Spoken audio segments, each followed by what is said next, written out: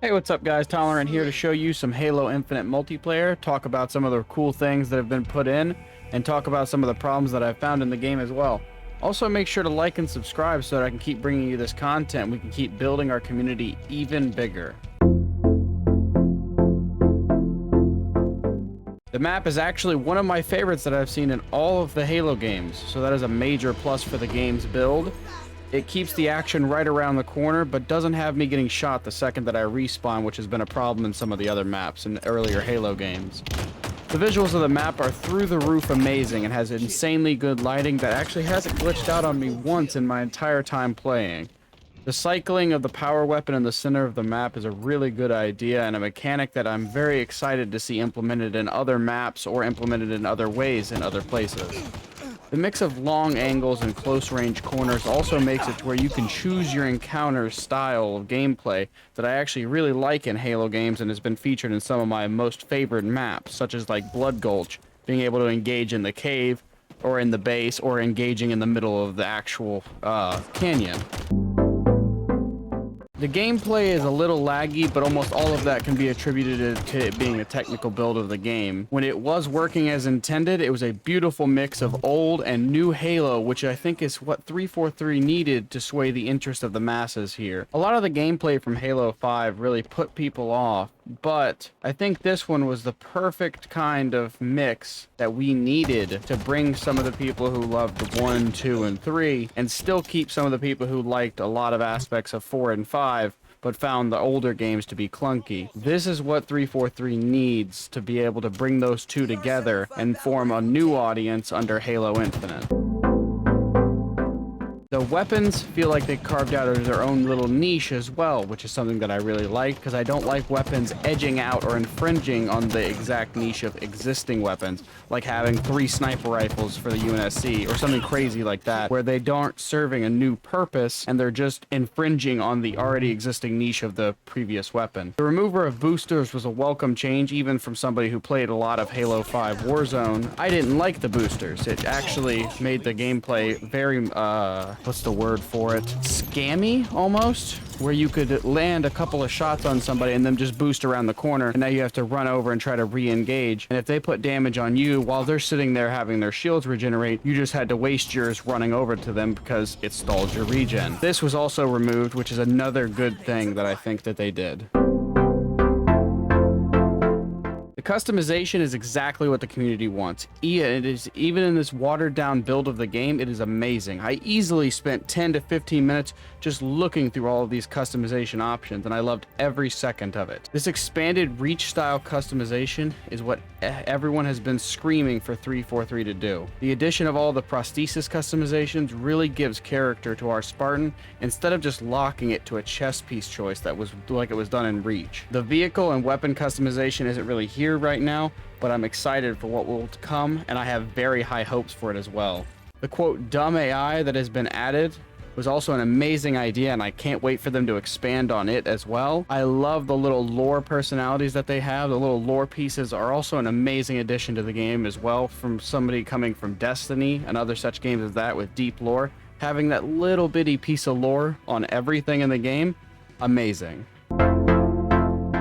The Academy. This is something that every competitive game in the world should have, and that is because of the problem that every other game has with their training area. They always have the same stationary target that you shoot from various ranges, various angles, but then they throw in a curveball where one of the targets is moving left to right in the exact same rhythm, same speed. Academy breaks this mold by having the best training arena I've ever seen, with custom scenarios for each and every single weapon, 3 different difficulty scalings, and a realistic target movement with a highlight system where your bullets are hitting the target. The scoring system and 3 different levels of training will help newer players to work up to what they will experience in actual multiplayer.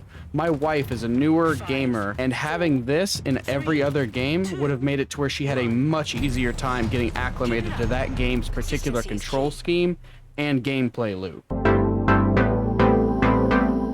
The store and the battle pass in this game, I have no issue with. I have no issue with battle passes or premium currencies as long as they don't offer any kind of in-game advantage that would otherwise be missed out upon. With that said, Halo Infinite is moving down the right path with what they have going here. The cosmetics are pretty cool for this early of a build, and the battle pass levels are actually very well made where they lead into one another, giving XP boosts throughout. I hope this is a kind of build that they use for the actual release of the game and actual battle passes that come. And I do like that they will not offer any form of leg up like the rec system did in Halo 5, which was, I think, one of the poorest done battle passes slash loot box kind of mechanics that have ever been implemented. What we've seen is a battle pass in store done right. The UI options are insane in this game. The game allowing you to change the enemy and friendly outline colors is something I didn't even know I wanted. But now that it's my favorite thing ever, I've made my enemies yellow due to my absolute hatred of the color canary yellow. Go look it up if you've never seen that color. And my allies purple, since purple is the best color in my opinion. More games should allow things like this to give a little bit of personality and to really make the players feel that they are in control of their experience of the game.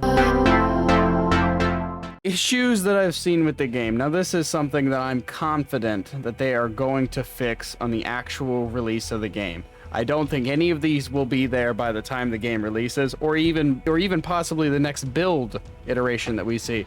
But I found some of these to be pretty funny, nothing game-breaking so far. Some of them would be sometimes AI spinning in circles when they're fighting me. That one was pretty amusing in my opinion. One match I had it to where there was no audio except for damage taken and damage given. So it would just be Spartans grunting left and right, which was also very funny. There was AI losing all interest in me when I went behind a shield. I would walk behind it, the enemy would be walking towards me, and then they would just kind of walk off. And I would just be able to do that and get them to turn around and spin in circles. The enemy's outline being put on my friendlies, and the friendly outline being put on my enemies, causing me to get shot by somebody who I thought was a friendly, and then dying to them, and then also me walking up and shooting a friendly, and I've even seen friendlies shooting me, which I think they are receiving that glitch, and it was very clear to me that they were. Matchmaking system just not taking me into a match, which required me to restart the game. It would just freeze up. For the most part, my experience was actually really good for how early of a build of this game this is.